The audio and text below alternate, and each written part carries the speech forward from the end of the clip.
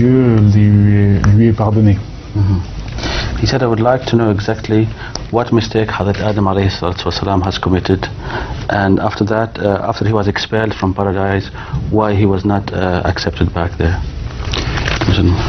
You see, the mistake he committed was he did not obey God as God had required him to obey. The nature of mistake is not mentioned.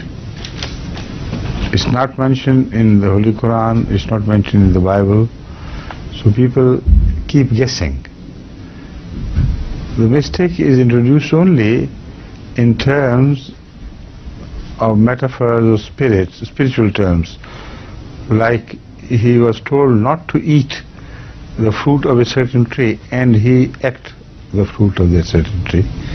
According to the Bible, it was Eve who misled him, because the Satan first, or Iblis first, influenced Eve in the form of a serpent. But the Holy Quran is straightforward about it. There is no serpent involved at all. It was Adam who committed the mistake and Eve followed him.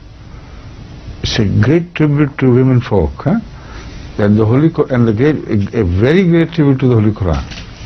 It absolves you, women folk, of the time-old allegation that you had misled men.